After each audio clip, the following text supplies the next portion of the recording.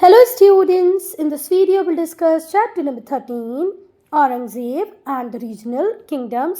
बेटा इस वीडियो में हम लोग डिस्कस करेंगे औरंगज़ेब को इनके थ्रोन असेंड करने से मतलब दिल्ली के रूलर बनने से लेकर के इनकी डेथ तक पूरी लाइफ को डिस्कस करेंगे हम। साथ ही साथ हम रीजनल किंगडम्स को भी डिस्कस करेंगे। स्टार्ट करते हैं चैप्टर को। तो बेटा आलमगीर का जो टाइटल था ये किसने लिया था? औरंगज़ेब ने लिया था। कब लिया था? 1658 सी में, जब इन्हें ताज मिला। मतलब जब ये दिल्ली के रूलर बने 1658 में, तो इन्होंने किसका टाइटल लिया था? आलमगीर का टाइटल लिया था। क्लियर है ये बात? औरंगज़ेब दिल्ली के शासक, दिल्ली के रूलर कब बने? 1658 सी में। इन्होंने 50 ईयर्स रूल किया, पूरे 50 साल रूल किया। कब तक ये रूल करते रहे? 1707 तक, जब तक इनकी डेथ नहीं होगी तब तक ये रूल करते रहे। इतने लंबे टाइम रूल करने के बाद एक बहुत बड़ा एम्पायर इन्होंने बना लिया था। खैर एम्पायर छोटा पहले भी नहीं था, पर जब ये रूल किए तो उस टाइम में एम्पायर और ज़्यादा बढ़ गया।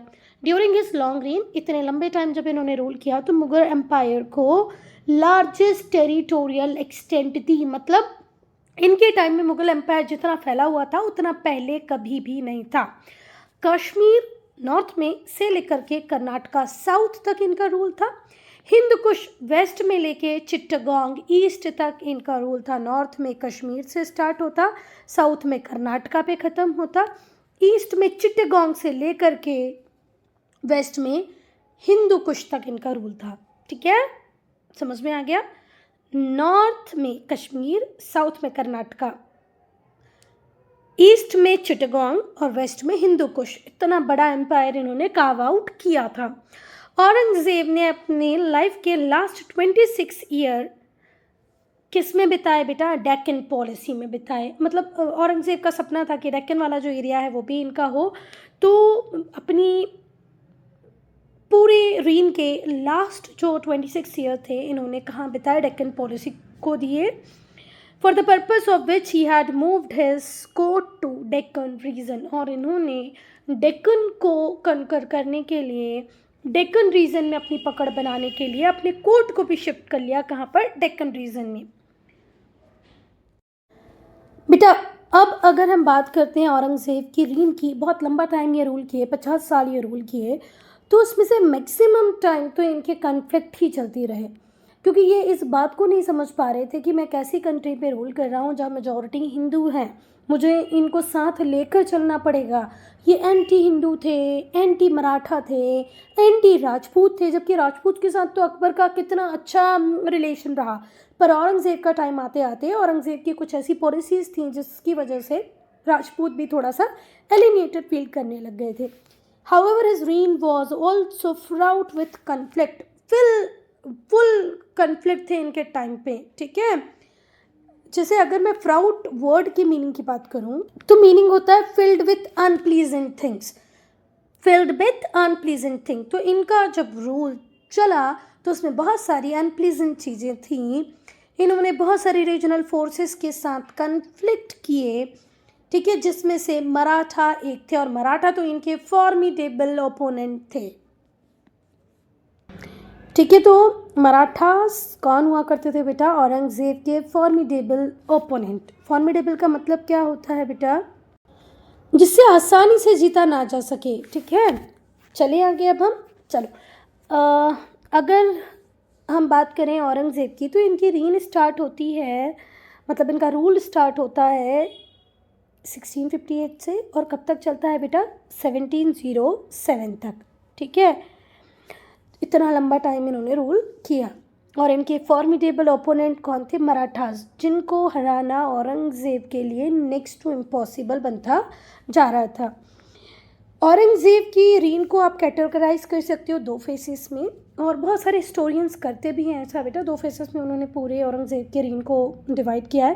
पहला फेस जहाँ पर ये सिर्फ अपने आप को बिजी रखते हैं नॉर्थ इंडिया में, तो बेटा फर्स्ट फेज में तो ये कहाँ पर ही एम्ब्रॉयड रहे, कहाँ पर ही इन्वॉल्व रहे। ठीक है, किस कन्फ्लिक्ट से जुड़े रहे? तो नॉर्थ इंडिया में, मतलब शुरुआत का जो दौर था वो उन्होंने कहाँ पर ही नॉर्थ इंडिया के जो छोटे मोटे कॉन्फ्लिक्ट होते रहते थे उसको सॉल्व करने में लगाए। पहला फेज पूरा कॉन्सेंट्रेट करता था नॉर्थ इंडिया पे। सेकेंड फेज में ये ट्राई करते रहे कि डेक्कन में मराठा पावर को पूरी तरह क्रश कर दिया जाए, पूरी तरह ख़त्म कर दिया जाए। तो फिर से ध्यान से सुनो बेटा, सेकेंड फेज में ये डेक्कन में ही रहे और डेक्कन में रह के ये ट्राई करते रहे कि ये क्रश कर पाएँ, ख़त्म कर पाएँ किसको, द ग्रोइंग मराठा मैनेंस का मतलब क्या होता है बेटा, खतरा या खतरे की आशंका, अ डेंजर और थ्रेट। तो औरंगज़ेब मराठास को एक डेंजर की तरह देखते थे और इस डेंजर को ख़त्म करने के लिए डेक्कन में ही रहे बहुत टाइम तक कौन, औरंगज़ेब। तो इसे हम कहते हैं सेकेंड फेज। क्लियर है? चलें अब हम अर्ली ईयर्स को डिस्कस करेंगे। Campaign against the Ahom kingdom, Assam का था अहोम किंगडम और यहाँ पर भी जो लोग थे ना बेटा वो इजीली सरेंडर करने वाले तो नहीं थे। तो यहाँ पर भी औरंगज़ेब को अच्छा खासा टाइम अपना देना पड़ा। औरंगज़ेब ने इन्वेड किया असम को और अहोम रूलर को हरा दिया और फिर उनसे अग्री करवाया कि आप हमें एनुअल ट्रिब्यूट देंगे। मतलब पहले ऐसे होता था कि अगर हमें डायरेक्ट रूल नहीं करना है किसी किंगडम को तो हम बोलते थे ठीक है रूलर आप बने रहो पर एनुअली आप हमको इतना ट्रिब्यूट दे देना। तो अहोम ने रेडी किया कि ठीक है हम आपको भाई साल भर में इतना पैसा दे दिया करेंगे, मुगल एम्पायर को इतना पैसा दे दिया करेंगे। पर जो अहोम थे उन्होंने अपने लॉस्ट एरिया को जल्दी ही रिकवर कर लिया। क्लियर है? औरंगज़ेब ने इन्वेड किया असम को और डिफीट कर दिया अहोम के रूलर्स को, जो बाद में एग्री हो गए कि ठीक है हम आपको एनुअल ट्रिब्यूट देंगे। किसको ट्रिब्यूट देंगे? मुगल एम्पायर को ट्रिब्यूट देंगे। पर अहोम्स, मैं बोल रही थी ना, एक अच्छे लड़ाका थे तो उन्होंने जल्दी ही वापस से अपने एरिया को रिकवर कर लिया। अब हम पढ़ेंगे कैप्चरिंग ऑफ चिट्टगांग।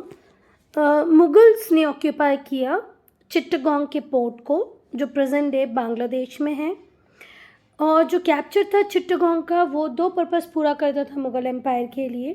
पहला, जो स्ट्रेटेजिक लोकेशन थी चिट्टगांग की या चिट्टगांग के उस पोर्ट की जो मुगल्स ने एक्वायर कर लिया था वो मुगल एम्पायर को ट्रेडिंग एक्टिविटी को एक्सपांड करने में हेल्प कर रही थी। ठीक है, जो स्ट्रेटेजिक लोकेशन थी उससे जो मुगल एम्पायर थी वो अपने आप को एक्सपांड कर पा रही थी, अपनी ट्रेडिंग एक्टिविटीज़ को बंगाल तक फैला पा रही थी। बेटा जो मुगल्स थे उन्होंने अराकानजी और पोर्तुगीज़ पायरेट्स को भी अब मैरीटाइम ट्रेड से दूर रखा। बेटा मैरीटाइम ट्रेड किसको कहते हैं? ओशन के थ्रू जो ट्रेड होता है वो मैरीटाइम ट्रेड होता है। तो पहले अराकानजी भी उसका एक बड़ा पार्ट हुआ करते थे और जो पोर्तुगीज़ पायरेट थे वो भी मैरीटाइम ट्रेड रूट से बहुत फ़ायदा कमा रहे थे।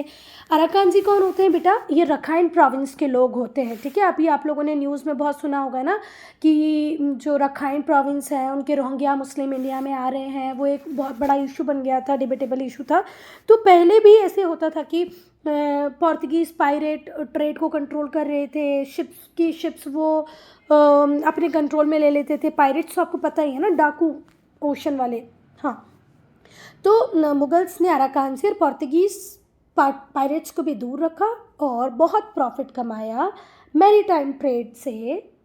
ठीक है, जो कहाँ पे कर रहे थे ये लोग? बंगाल में। मैरीटाइम ट्रेड क्या होता है मैंने बताया, वो ट्रेड जो किसके थ्रू हो रहा हो? सी के थ्रू हो रहा हो। अब हम पढ़ेंगे revolt in north west frontiers. जो अफगान ट्राइब्समैन थे नॉर्थ वेस्ट एरियाज़ में, उन्होंने रिवोल्ट किया अगेंस्ट मुस्लिम एम्पायर। अफगान की जो कुछ ट्राइबल कम्युनिटीज़ थी उन्होंने मुग़ल एम्पायर के अगेंस्ट में रिवोल्ट करना स्टार्ट कर दिया, विद्रोह करना स्टार्ट कर दिया। Aurangzeb led the attack against him और औरंगज़ेब ने खुद उनके ऊपर जो अटैक होने वाला था, जो टुकड़ी जो ट्रूप जाने वाले थे उसको लीड किया। औरंगज़ेब ने डिप्लोमेसी, ब्राइबरी, आर्म्ड कॉन्फ्लिक्ट ये सब यूज़ करके पूरे रिबेल को स्प्लिट कर दिया। मतलब जो अफ़गान ट्राइब्समैन चाहते थे कि अब तो हम मुग़ल एम्पायर को खुला चैलेंज दे देंगे, तो वो ऐसा नहीं कर पाए क्योंकि वो ट्रूप उस जो इनके लिए जा रहा था लड़ने के लिए उसको खुद लीड कर रहे थे औरंगज़ेब ने कूटनीति, डिप्लोमेसी, ब्राइबरी बोलते हैं क्या ना, रिश्वत देकर, आर्म्ड कॉन्फ्लिक्ट, ये सब करके पूरे रेबेल को स्प्लिट कर दिया। पर ये जो कैंपेन था ये पार्शली सक्सेसफुल रहा, फुल्ली सक्सेसफुल नहीं हुआ। जब एम्परर नॉर्थ वेस्ट में बिजी हो गए तो जो मराठा पावर थी वो बढ़ने लग गई क्योंकि उसे चेक करने वाला कोई भी नहीं था। तो ये प्रॉब्लम होती है जब आपका एम्पायर बहुत बड़ा होता है ना, तो आप अगर एक कोने को देख रहे हो, उसके ऊपर चेक रख रहे हो, तो दूसरी जगह क्या हो जाए आपको पता नहीं चलेगा। तो औरंगज़ेब के टाइम में भी एम्पायर इतना बड़ा हो चुका था बेटा कि जगह जगह अगर रिवोल्ट हो रहे हैं, एक जगह राजा का ध्यान है तो दूसरी जगह है, तो फिर प्रॉब्लम होनी ही है। तो जब एम्परर नॉर्थ वेस्ट में बिजी थे तो जो मराठास थे उनकी पावर बढ़ गई। अच्छा, दूसरी एक बड़ी प्रॉब्लम ये हुई कि जो सेना थी, मतलब जो आर्मी थी, मिलिट्री थी किसकी, औरंगज़ेब की, उसमें बहुत सारे अफ़गान्स थे। तो अब अफ़गान खुद ही लड़ रहे हैं औरंगज़ेब से, तो आप लोगों को लगता है कि अफ़गानी सैनिकों पे विश्वास करेंगे औरंगज़ेब? थोड़ा सा मुश्किल होगा उनके लिए। तो the revolt by Afghan meant the emperor could not trust the Afghan troops. अब जो एम्परर थे, जो राजा थे औरंगज़ेब थे, वो भी अफ़गान ट्रूप्स पे विश्वास नहीं कर रहे थे। ड्यूरिंग इस कन्फ्लिक्ट विथ राजपूत के साथ जब कन्फ्लिक्ट हुए तो एम्परर को समझ में आया कि भाई अफ़गानियों को साथ ले जाना तो सही नहीं है, ये तो दो तरीके से मोर्चा खोल सकते हैं, हो सकता है राजपूत के साथ मिल जाए। तीसरा, जो नॉर्थ वेस्ट कैंपेन था उसने रॉयल एक्सचेकर, रॉयल ट्रेजरी को लगभग खाली कर दिया, है ना, एग्जॉस्टेड मतलब ख़त्म कर दिया। अब हम बात करेंगे रिवोल्ट विथ जाट्स। जाट के साथ जब रिवोल्ट हुआ तो जो जाट थे वो कंसिडरेबल परसेंटेज में थे हरियाणा की रूरल पॉपुलेशन, और आज भी हैं। पंजाब, हरियाणा, जो वेस्टर्न रीजन था, गंगा यमुना द्वाब का, द्वाब बेटा दो नदियों के बीच के रीजन को बोलते हैं, तो गंगा यमुना नदी के बीच का जो रीजन था वहाँ पर हरियाणा में, पंजाब में, ईस्टर्न राजपूताना में जो जाट थे वो अच्छे खासे नंबर में थे। तो कुछ जाट ज़मींदार जो थे उनका मानना ये था कि हम लोग इंडिविजुअल या इंडिपेंडेंट प्रिंसिपैलिटीज़ बना लेते हैं, ठीक है।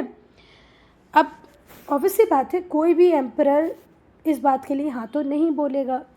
The ambition of some of the Jat zamindar of Agra to establish an independent principality. Agra के कुछ जाट ज़मींदार चाहते थे कि वो इंडिपेंडेंट प्रिंसिपैलिटी बना लें, जिसकी वजह से उनके मुग़ल रूलर्स के साथ कन्फ्लिक्ट हो गए, मतलब औरंगज़ेब के साथ कन्फ्लिक्ट हुए। मुग़ल रूलर क्या, एक ही मुग़ल रूलर थे औरंगज़ेब, उनके साथ इनकी कन्फ्लिक्ट चालू हो गए। औरंगज़ेब बहुत ज़्यादा सक्सेसफुल हुए, उन्होंने जितने भी जाट थे जो रिबेलियन कर रहे थे उन सब को क्रशिंग डिफीट दी। But they continue to carry out subversive activities. पर जाट भी कहाँ चुप रहने वाले थे, वो भी कुछ ना कुछ एक्टिविटीज़ करते रहे। तो बेटा औरंगज़ेब सक्सेसफुल तो हुए, उन्होंने जितने भी रिबेलियस जाट थे उन्हें क्रश किया, पर बाद में जो बच्चे कुछ लोग थे, जो बच्चे कुछ जाट थे, उन लोगों ने सबवर्जिव एक्टिविटीज़ कंटिन्यू रखी। सबवर्जिव मतलब विनाशक एक्टिविटीज़, विनाश करने वाली एक्टिविटीज़ वो करते रहे। फाइनली जब औरंगज़ेब की डेथ हुई तो जो जाट्स थे उन्होंने अपना इंडिपेंडेंट किंगडम बना ही लिया। जाट कहाँ किसी के रोकने से रुकने वाले थे, उन्होंने औरंगज़ेब की डेथ के बाद इंडिपेंडेंट किंगडम। बेटा अब हम पढ़ेंगे रिवोल्ट ऑफ द सतनामीज़। जो सतनामीज़ थे ये बिलोंग करते थे पीसफुल हिंदू पीजेंट कम्युनिटी से, ट्रेडिंग सेक्ट से, ठीक है। पीसफुल हिंदू पीजेंट और जो ट्रेडिंग सेक्ट थे, ठीक है, उन लोगों का कुछ कॉन्फ्लिक्ट चल रहा था किसके साथ, लोकल ऑफिशियल्स के साथ। The rebellion began due to conflict between Satnami peasant और लोकल ऑफिशियल। जो एम्परर थे उन्होंने इंपीरियल फोर्सेस को भेजा, किसको कर्व करने के लिए, रिवोल्ट को कर्व करने के लिए और सतनामीज़ को क्रश करने के लिए। फिर से ध्यान से सुनो, सतनामी कौन थे बेटा, पीसफुल हिंदू पीजेंट और ट्रेडिंग सेक्ट, कुछ लोग व्यापार करते थे, कुछ किसान थे। जो लोकल ऑफिशियल्स थे उनसे सतनामी पीजेंट्स के कुछ कॉन्फ्लिक्ट हो रहे थे, पर राजा ने फटाफट से अपनी इंपीरियल फोर्सेस को भेजा और पूरे रिवोल्ट को क्रश कर दिया। तो मतलब अभी तक हम लोगों ने देख लिया कि जाट के साथ ये लड़ रहे हैं, नॉर्थ वेस्ट फ्रंटियर पे ये लड़ रहे हैं, चिट्टागोंग को कैप्चर इन्होंने किया हुआ है, सतनामी से इनकी पट नहीं रही है। अब हम पढ़ेंगे revolt of the Bundelas. Aurangzeb को बुंदेलास के रिवोल्ट को भी झेलना पड़ा। बुंदेलास कहाँ के होते हैं बेटा, बुंदेलखंड के होते हैं।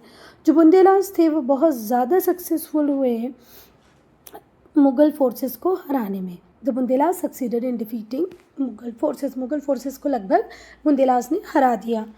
दे established an autonomous state in the eastern Malwa region, sorry western नहीं बेटा, ईस्टर्न मालवा रीजन।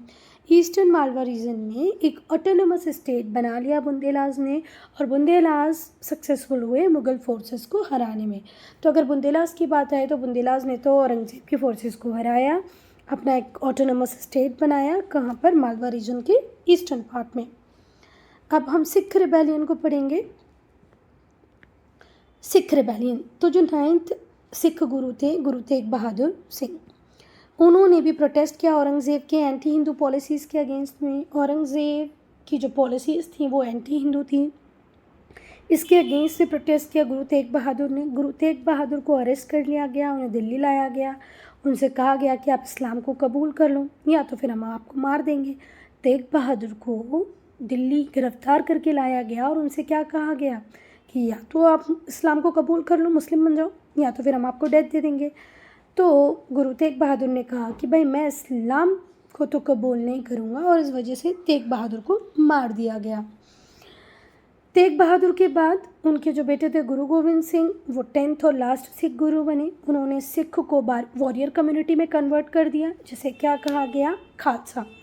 गुरु गोविंद सिंह की डेथ के बाद 1708 में जो खालसा था उसने रिवोल्ट किया मुग़ल अथॉरिटीज़ के अगेंस्ट में अंडर द लीडरशिप ऑफ बंदा बहादुर।